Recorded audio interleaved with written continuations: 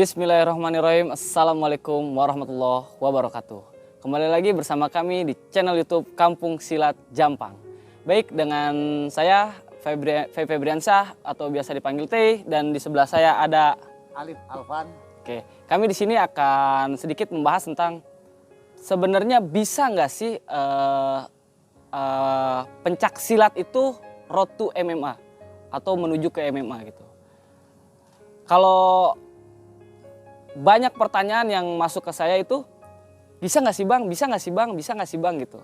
Pada nyatanya memang bisa, karena di MMA sendiri kita harus ada minimal itu mixed martial art, minimal itu 3 bela diri campuran yang dikuasai gitu. Dan salah satu pelaku dari bela diri silat yang ada di MMA itu udah banyak gitu. Contoh ada Mas Suwardi, nah itu legend, keren itu.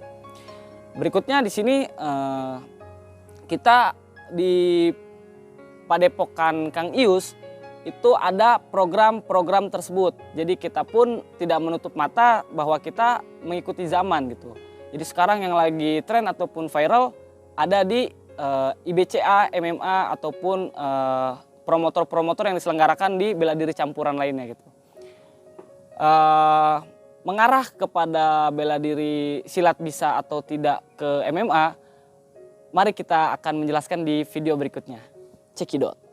Oke guys, balik lagi ke perat 2-nya nih. Perat 2-nya adalah rata-rata untuk defense ataupun persiapan untuk counter attack, kita perlu yang namanya undercover. Undercover yang pastinya melindungi area wajah, kepala dan sekitarnya. Baik itu dari tendangan ataupun pukulan yang masuk ke area badan. Khususnya yang menjadi undercover untuk dijaga itu yang pertama adalah tulang. Nah, di sini kita sudah ada medianya, yaitu tebu. Biasanya di sini kita untuk latihan memperkuat tulang itu kita menggunakan media tebu. Mau tahu keseruannya? Cekidot. Oke, kembali lagi bersama kita.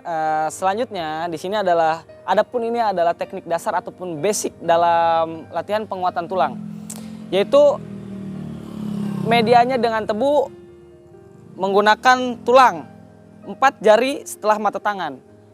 Jadi kalau untuk kita pergunakan di dunia MMA atau biasanya itu di ground and pound-nya ada yang namanya itu teknik hammer. Nah, di saat hammer itu mereka menggunakan kepalan di bagian kepalanya. Sedangkan di kepalan itu ada yang namanya gloves MMA. Nah, kenapa sampai di sini? Kenapa harus pakai di sini? Sedangkan yang kita latih di sini lebih lebih berasa lah damage-nya gitu. Baik, selanjutnya akan dipraktekkan oleh rekan saya yang akan menghancurkan ataupun latihan dasar untuk tulang. Silakan.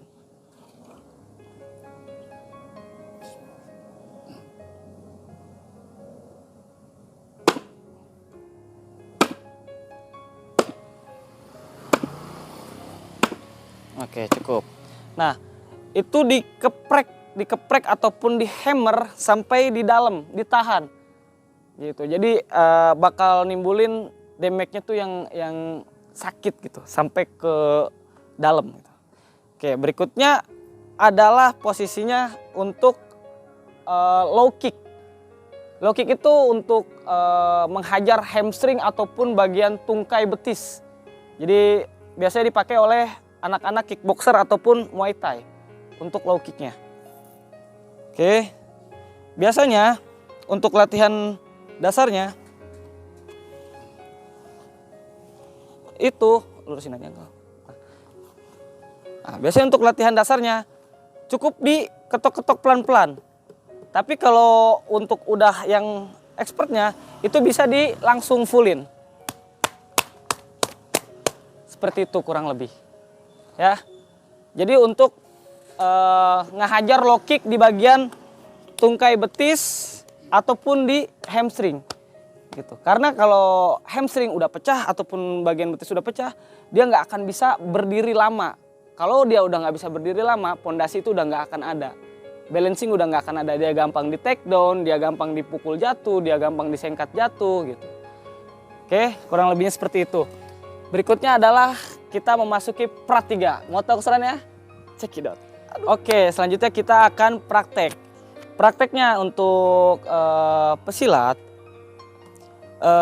kita anggap ini sebagai targetnya. Oke, baik, silakan Kak Alif. Ya, baik. Untuk melakukan apa yang tadi kita praktekkan untuk kekuatan hammer dan kekuatan low kick kaki kita. Nah, ini kita anggap ini adalah target kita. Setelah main takedown, ini kita planting full mount. Oke. Selanjutnya, setelah dilakukan full mount, lanjut bisa dilakukan ground and pound menggunakan pukulan. Kalaupun lawan rapat undercovernya, bisa ditiban dengan aliran pencak silat itu menggunakan yang tadi ruas tulang. Nah kayak gitu. Jadi dibuka dulu, dibongkar dulu sampai dia kebuka, baru kita bisa masuk elbow. Nah elbow itu yang bikin gampang pecah, ini bisa bikin gampang pecah. Karena benar-benar nggak ada celah untuk buat glovesnya gitu. Seperti itu ya.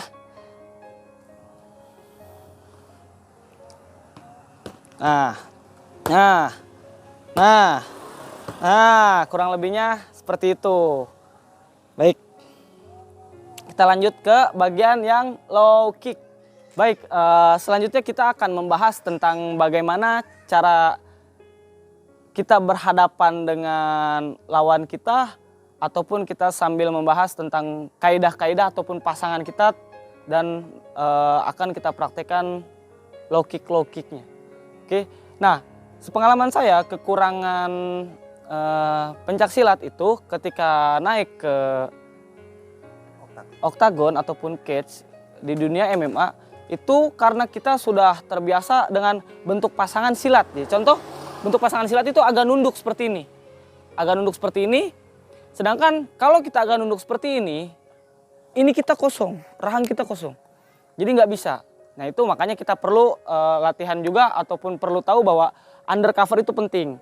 Tulang itu penting untuk dijaga kayak gitu. Biar kita tetap undercover dan melindungi area-area vital seperti rahang, rusuk ataupun liver shootnya atau body shootnya. Oke, berikutnya adalah low kick bisa masuk di mana aja. Ya, low kick yang jelas itu masuk di bagian area bawah. Pinggang ke bawah itu masuk low kick. Ya, low kick bisa low kick luar. Low kick luar kita bisa menggunakan tulang. Nah, low kick luar kita bisa menggunakan tulang. Di bagian otot hamstring besarnya. Low kick. Ini low kick. Ini low kick. Nah, itu low kick. Sedangkan middle kick kita masuk ke bagian area liver ataupun ribsnya. Sini. Ya, itu low kick. Itu middle kick, middle kick, low kick. Sedangkan ada bagian head kick atau high kicknya.